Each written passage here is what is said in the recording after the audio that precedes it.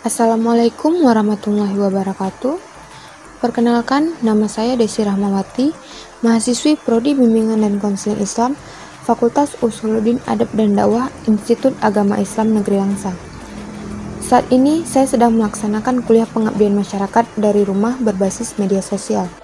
Kali ini, saya akan mengangkat tema tentang membangun rekonsiliasi dengan secangkir kopi pasca konflik di Aceh. Saat ini, saya sedang berada di Scala Coffee House, salah satu warung kopi atau coffee shop di Kota Langsa, yang beralamat di Jalan Tekuci di Tunong, nomor 23, Gampung Jawa, Langsa Kota, Kota Langsa, Aceh, Indonesia. Masyarakat Aceh tentunya sudah tidak asing lagi jika mendengar kata kopi.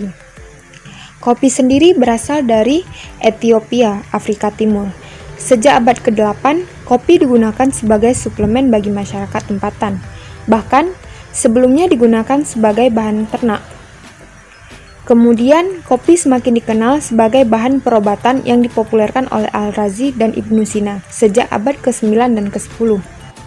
Tak lama kemudian, kopi mulai menyebar ke Jazirah Arab, tepatnya di Yaman.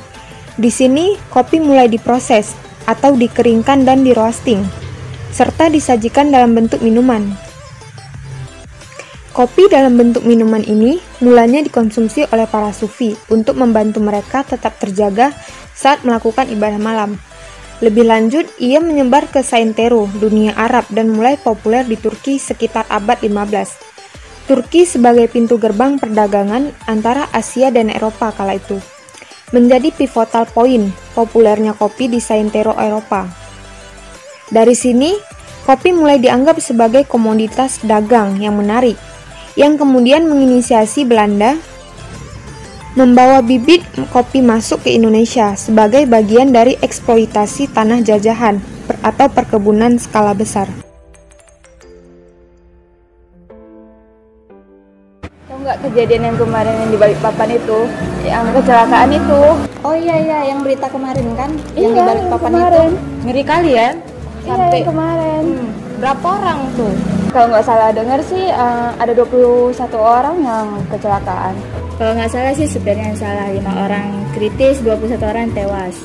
Ya ampun, banyak ya ternyata. Ngeri kali pun, ada lihat juga Kak videonya.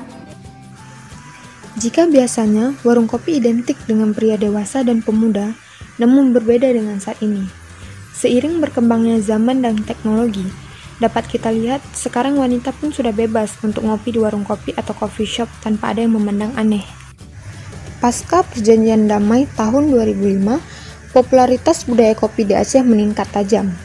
Budaya ini seakan menjadi perantara berbagai aspek sosial, ekonomi, dan politik dalam masyarakat yang membungkus transisi pasca konflik di Aceh.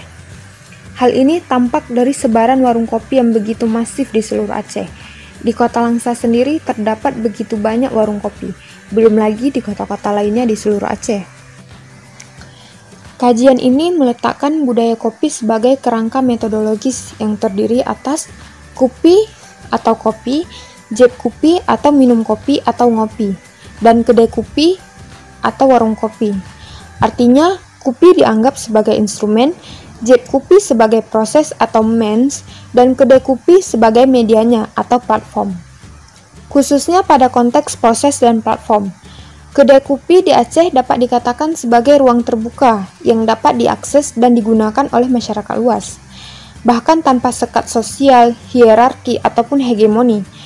Walaupun stigma negatif terhadap perempuan yang jeb kopi di kedai kopi masih muncul pada sebagian masyarakat di Aceh, dan menganggap warung kopi sebagai ruang publik yang telah menjelma menjadi simbol budaya, bahkan identitas kolektif masyarakat Aceh. Saat ini saya sudah bersama salah satu barista di Scala Coffee House. Abang boleh perkenalkan namanya, nama abang gitu? Perkenalkan, nama saya Rama. Saya salah satu barista dari Scala. Oke. Di sini Desi cuma mau menanyakan beberapa pertanyaan. Di sini memang minuman apa saja sih yang ditawarkan di Scala ini? Minuman dari Scala itu banyak. Salah Salah satunya ya misalnya dari kopi, kita ada kopi susu aren. Begitu juga banyak varian-variannya. Ada juga minuman non kopi. Kemudian kalau misalnya yang paling best seller nih Bang, di skala itu kira-kira apa sih? Ya, best seller dari skala itu termasuk banyak juga. Contohnya misalnya kalau dari kopi kita ada kopi susu skala sama kopi susu aren. Oh, kopi susu. Kalau yang kita juga ada yang non kopi. Non kopi itu ya seperti taro, red velvet ataupun coklat. Kita juga ada mocktail. Mocktail itu minuman bersoda.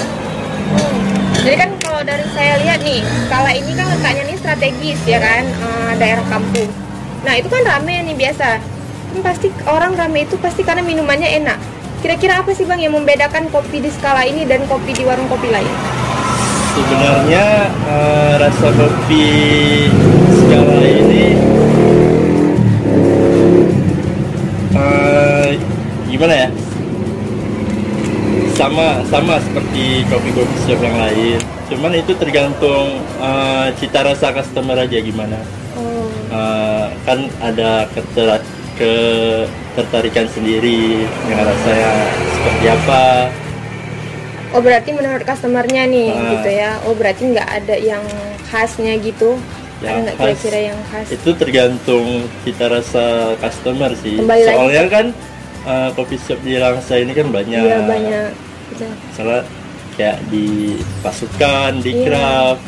Kalau mereka kan mencoba rasa misalnya mana yang terbaik, ya mereka jadi customer di situ. Berarti kembali lagi ke customernya tadi ya. Nah satu lagi nih Bang. Apa sih makna dari skala kopi house ini menurut Abang? Makna ya? Sebenarnya sama aja sih, cuman mungkin lebih ke konsep ya, makanya banyak orang datang kemari. Kami juga udah mencari rasa yang terbaik dari kopi-kopi kami. Ya kenyamanan yang penting pertama. Kami juga udah memberi yang terbaik lah untuk customer. Gitu aja Bang. Konflik kekerasan yang luas dan berkepanjangan di Aceh meninggalkan warisan negatif di dalam masyarakat yang terpapar. Salah satu elemen modal sosial yang tergerus ialah rasa saling percaya atau mengkristalnya kecurigaan yang berlebihan. Meskipun kecurigaan kerap memberikan rasa aman dalam kondisi konflik kekerasan, tapi ketika perdamaian hadir, perasaan curiga yang masih melekat dapat mengganggu konstruksi koeksistensi masyarakat menuju rekonsiliasi. Namun, dengan berkembangnya budaya kopi yang cukup masif, muncul peluang menjanjikan untuk mengkonstruksi koeksistensi dalam masyarakat pasca konflik di Aceh. Sekian video dokumenter saya kali ini, saya ucapkan terima kasih.